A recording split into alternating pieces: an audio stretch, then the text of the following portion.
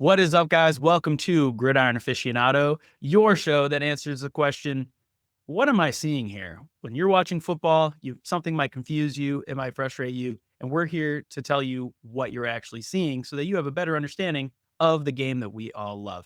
As always, I am your host, joined by Manny Matsakis, longtime collegiate and professional coach. Manny, how you doing today?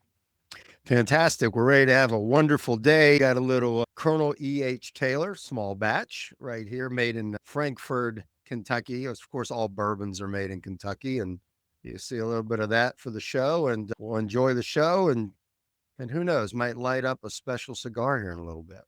Oh, look at that. We're going full aficionado. Whether you're a cigar aficionado, a whiskey aficionado, or a gridiron aficionado, this show can be for you. We already taught you something. All bourbons are made in Kentucky. That was a fun fact I love telling back when I used to bartend, Manny. I thought it was fun. A lot of people got that wrong. So Yeah, that's a cool one. I'm with But you. today, what we are going to be going over is play calling. So if you watched the last episode, if you haven't, we encourage you to go check it out. It was a good one. We talked about game management as a whole because game management is something that frustrates fans so greatly when they watch it. Another thing that hits that button of frustration is play calling. So we thought it would be a great thing to then talk about that this episode, especially from someone like Manny, who has been a play caller many times in his career. So I thought we would get into it. The first thing that we have is our clip breakdown. This clip I have for you is from 2021. The Browns played the Chiefs. And when it comes to Kevin Stefanski, I never thought he was too creative at the beginning of the game. And I figure you'll see what I'm talking about right here. And then hopefully you can explain to us this play call. Kansas City victory. And now Baker Mayfield about to reassemble now this base offense. Almost everybody back intact on this side of the football. No Beckham today. He's inactive. Not ready to go after the pregame warm-ups where he tried to see if the knee was good enough to go. Sitting down. Handoff to Sean. So work that left side and loop the pile for only a yard or two. Yes, this Browns offense. Now, in that game is interesting. Oh, Lord. I think you're right, Ace. My man, Kevin Stefanski. I live in Ohio, and a lot of Browns and Steelers fans here, and it was like glorious just to see, from a Steelers perspective, just what they were dealing with. And what's funny about when you're looking at this as a fan, you're watching this play, it's like, my good, first play of the game, there's no imagination. What in the world's going on? And I can understand that from that perspective. But when you look at it from a coach's perspective, sometimes that off tackle play that you saw there, what coaches are trying to do is to see how a defense reacts to that and then hit a play pass off of it or RPO, something to that effect, because it can actually give you a lot at the very beginning. It's sort of like testing it out to see what's next. And that's what Stefanski does. He's notorious for that. And it's hard to defend it because he just hasn't been very good at it. And I think that's the struggle that's going on right now. And that's why he's not with the Cleveland Browns anymore. I agree. And one of the reasons I brought him up is this is my personal vendetta because he went to the Browns from the Minnesota Vikings. He was my team's offensive coordinator.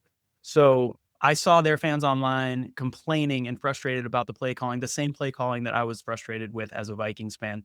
So it does actually, though, make me feel a little bit better to know that he wasn't necessarily trying to get a touchdown that first play, that he was trying to see what the defense was doing and get a little bit more insight on the first play, just on their defensive game plan as a whole, probably. He's sort of limited in the coaching profession. Stefanski has a lot of coaches that I know in the National Football League. They look at him and say, okay, this guy, he's almost like old school. In Ohio, they would call it Woody Hayes, like off tackle, you just keep doing it, right? And the thing is, the game has progressed so far since those days. Eventually, later on, Bill Walsh came in and started scripting plays, and you started seeing a way to do it. And I just think his influences have not made him feel comfortable doing that. He tries to figure out in one play what they're going to do, where scripting makes a big difference because you have a series of plays and everybody in the box is analyzing it. So I feel for him losing the job, but I'm not surprised. I agree. So are you saying that a script as a whole isn't necessarily just because this is what you're wanting to do on the first drive? It's because you're running specific plays to try and figure out what their defense is doing for the game? Absolutely. So you may have a shift, a motion, different formations that you may not have used before to see how they line up. Because in the NFL, right? In the old days they used to just snap Polaroids and look at them. Now they've got Yeah. video and all that. They have So the yeah, tablets on the side and they're watching the plays in real exactly. time. Yeah. Yeah.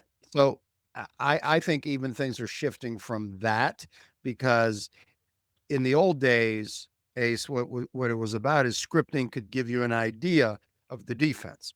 Mhm. Nowadays, where you're not just looking at, if you recall, it wasn't that long ago, they would just look at photos. That's all you Yeah. were allowed to look at.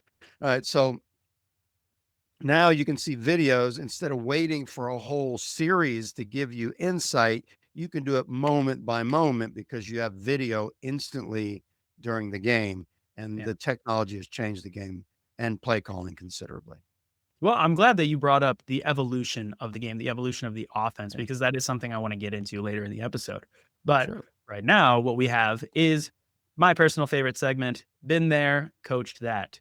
So, what we do in this segment, if it's your first time, is that Coach Manny, he has been there and coached that. So, when I have questions that I know a lot of fans have, I can now ask a longtime head coach, and he can give us the answers that might help us when we're watching our next game. So, my first question for you, coach, let me make sure I have them. Don't want to go out of order. All right. So, question one, why do coaches keep calling plays that don't work? You know, we kind of talked about it with Kevin Stefanski, but as a whole, there's a lot of coaches that do this, that they call these plays that, let's say, the third and long, and they call a draw. They're calling these plays that we know don't work. Why do they do that? Well, the fans out there, they're seeing incompetence, right? They're looking at saying, well, holy smokes, what these guys don't know what they're doing. Now, in reality, what they do as a play caller is they're setting tendencies on purpose. So they want to get the defense feeling like very comfortable.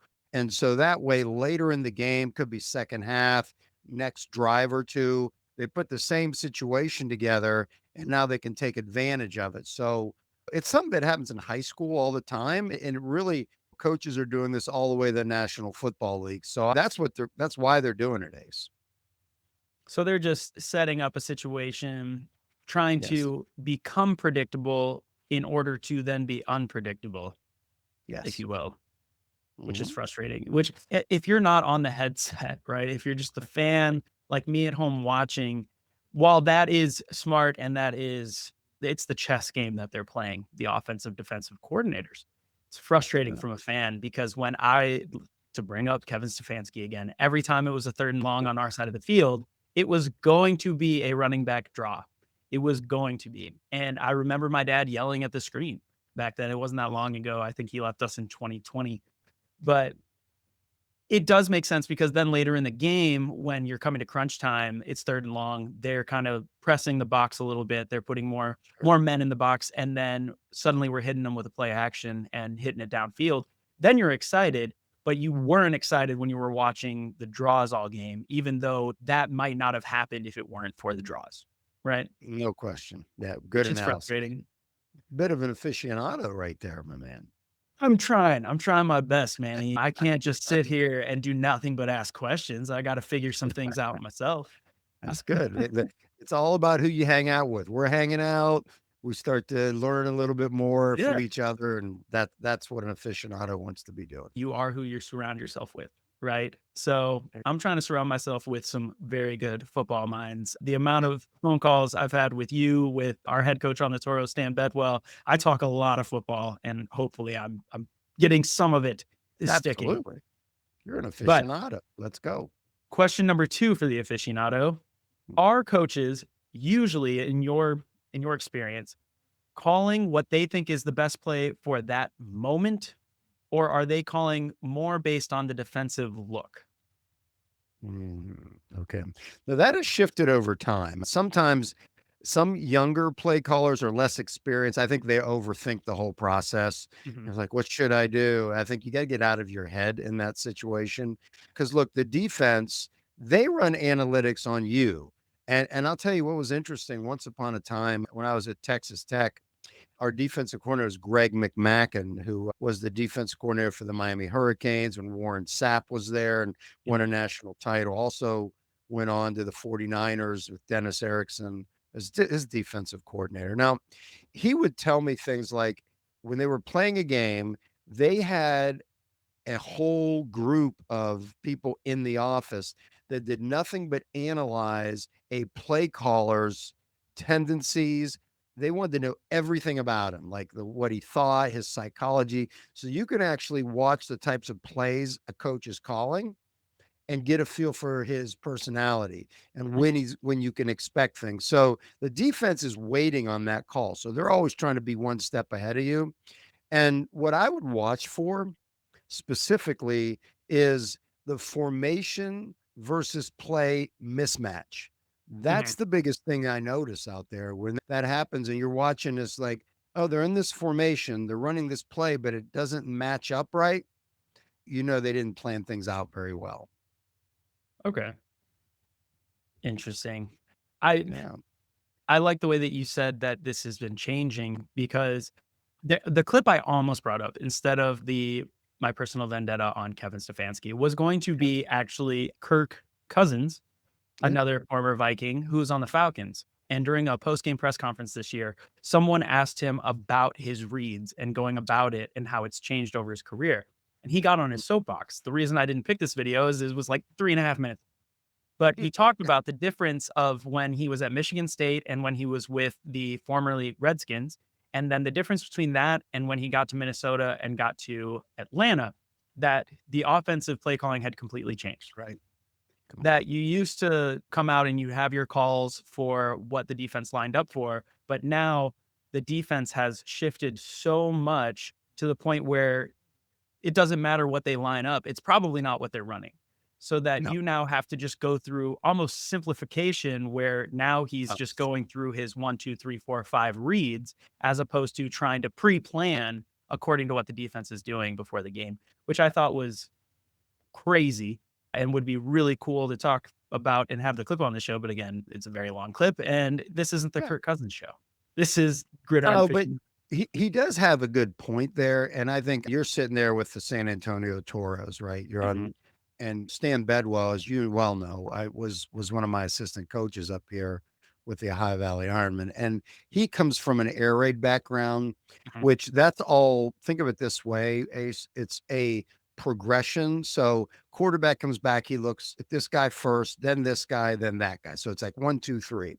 Mhm. So I come from a different background. So it was sort of fun for him to see what I did and me to see what he does. My background is more run and shoot oriented.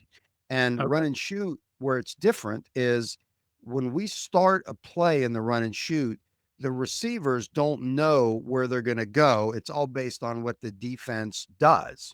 So we're actually reading and reacting during the play, and the quarterback isn't going 1, 2, 3. He's looking at the defense. So if the defense goes one way, we go that way, the ball's gone. So it takes more time to learn the run and shoot offense, the Mhm. air raid offense, which I was part of with Mike Leach at Tech and how Mummy had created it. Him and Leach did together. It's like, it's much simpler. You can get moving really fast. But I thought when Stan saw the way we were doing it as well, and we merged some of our stuff together, he saw the benefit of, okay, the defense is always wrong. I don't have to make sure the quarterback, we can get the ball out faster that way Mhm. without hot reads. But that's another conversation. But it aligns with exactly what you were talking about. Yes. No, and I agree. I got the pleasure of going to a coach's clinic with Stan last week and a half ago. Time is flying right now. Yeah, But it was very interesting how simple it kind of was once you broke it down because air raid offense sounds crazy. And then you watch it and I was like, "Oh, that makes sense." But absolutely. like you said, it's for a different time. Now, to get back on track, my third question for the aficionado, why do trick plays fail so often And why even do them in the first place? Yeah, I know. I've gone back and forth on trick plays. One, the fans sitting there and they see bad design, right? Like what are we doing? Stuff goes wrong and all that. But in reality, it's more this. So it's more about the timing and the situation mattering more than the creativity, because when you see a lot of trick plays that don't work, it's because the fundamentals are in place. They're not executing the throw or the timing because it is so different. You don't have enough time to practice it and to make them work. That's how it works. So when trick plays are earned, not forced, huge difference there. And that's really what it comes down to. So you want to set things up properly, but you have to, as my old mentor, Bill Snyder at Kansas State said, you have to bank your reps. So one way we did that is we would practice the trick plays in training camp and get enough reps at it. So as we might have not have done it till the 7th or 8th game in the season, but we would have repped it for a few months and then it came off seamless and we looked like geniuses. Well, I like that. You earn it, right? And the fact that Yeah. you brought up that you need the reps, because then at that point for your offense, it's not a trick play, it's just the Yeah. next play. I- And I think that that's the frustration, is that a lot of coaches do kind of rush it, and you feel like they pull it out and it almost feels desperate. And then the players haven't practiced it a lot and it goes poorly. And yeah, Yeah. I like how you said the earned it part instead of forced it. I think that that is the biggest thing to look for as a fan when you're watching it. Hey, did it look like they knew what they were doing? Did it come at a time where they didn't necessarily need something, right? I don't like when you're down, nothing's working, and then suddenly you're pulling out every trick play that you have. It just feels unprepared. Yeah. Yeah. For sure. But with that, that brings us to the end of Been There, Coach That. And I think that was a fun one. I thought that was a very fun one. A few tangents, but I think tangents are fun, Yeah, it's good. especially when you're talking football. I don't think there's any bad tangent in football.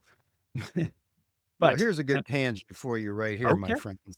So we sit here and the feature cigar today is the Arturo Fuente short story Hemingway series. All right. So it's small, but very, very nice. It's one of the best small cigars I've ever had. And a lot of times I got this torch here in West Virginia. It really gets things moving and you sort of get that baby lit up nicely and you just enjoy a good smoke just like that, as an aficionado should. Onward and upward. What do we got next, my man? Oh, I wish I had a cigar. Well, I have a cigar right here. I wish I could smoke it. But unfortunately, my wife would kill me. So instead, we'll just move on to the next segment. There you go. And the next segment is going to be the state of the game.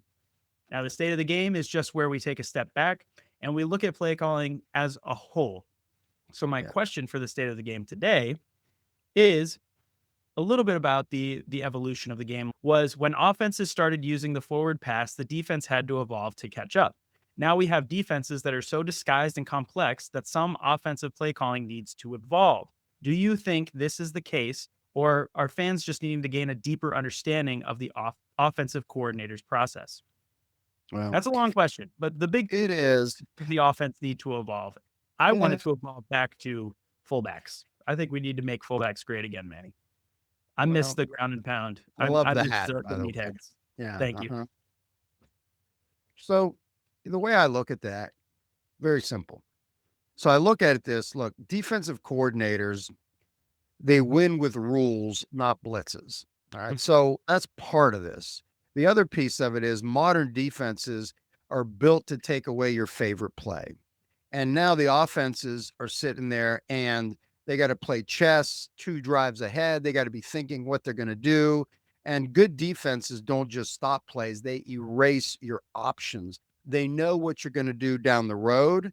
And they just want to keep things under wraps. So that's how I'm seeing it. And if you watch it, that's really where this thing goes. And as I think about all this from an aficionado angle, this week, stop asking very simply if a play worked. All right. So ask yourself, what was it trying to show? All right. So think about that. What was it trying to show? If a play looks pointless, check the next drive. That's where the truth always shows up every single time. And that's the takeaway, that when we're watching these games, and now that football is 12 months a year, we're playing, NFL, college football, UFL, the Continental Football League rocking it, the Canadian League going. It's 12 months a year now. So take that and get the most out, because if you just sit there and really analyze it like we did today, Ace, Mhm. the aficionado comes out in every single one of us. What I felt like I couldn't even talk after that one. You just finished it with a sick line. You just dropped on me. Just absolutely dropping bars out here, Manny. Well, You're smoking a it's, Hemingway, and then you're out here writing poetry. and we got the Colonel E.H. Taylor rocking, so you There can't you beat go. us. And next time, you got to at least have a good beer with me, for God's sake. I will. I'll grab one of my favorite Texas IPAs that luckily they do stock here in Waco. It's from Houston, just Oh, like the cigars, hand rolled from Houston. But love it. that's cool. I liked the aficionado angle there. That I really liked the line when you said the next drive always holds the truth, which again, just a really cool bar that you dropped there. But it is interesting because most fans are not thinking that way. Most fans are watching the play that they're watching, right? We didn't show the next drive in our clip at the beginning of Kevin Stefanski. I actually watched the next thing. So I didn't tell you this, but I that's actually a full game that I clipped from. And Kevin Stefanski, the first two drives, the first two first downs were just runs up the middle for nothing. And then they got their second first down. The third first down play that they ran was a play action, and they actually got a first down off of it. So, yes, as much as I don't like Kevin Stefanski's play calling, it really is, don't just pay attention to that play, see what then comes out of it.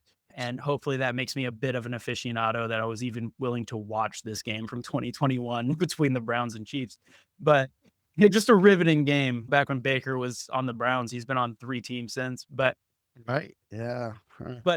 I'm genuinely trying to take in what we are preaching here on this show. It's not just good bourbon and good cigars and good talk, but also a study kind of and learning. And I'm trying to learn myself. So I appreciate you being here, my man. We're having a lot of fun, and who knows where this goes next. eventually it's going to go to some pretty cool guests, but we'll get there. Oh, But for now, I think that we have had a great episode here. Manny, I think you dropped some cool knowledge, some ridiculous lines on us that I did not expect, some cool stuff that somebody should write into a rap. that's good. But there you go. Everybody make sure you go hit that like and subscribe button, because we want you to enjoy and join the conversation every week that we're having here on Gridiron Aficionado. But otherwise, Manny, what do you got for the people? It's very simple, Ace. Look, as an aficionado, understand, football always tells you the truth. It's just not always on the first snap, just like you had explained, Ace. So I think that's really where it comes down to it. My gosh, you're just dropping them on me nonstop. It's not always the first snap. It even worked perfectly with our clip. We did not plan that. That's cool. Never stop learning. That's how this game is. Well, this has been our show. Thank you guys so much. Make sure you go follow on our website so that when the magazine Gridiron Aficionado drops, you guys can get it and get it on your coffee table. It will be the centerpiece of your football memorabilia. Thank you guys so much for watching and joining us. We will see you next time.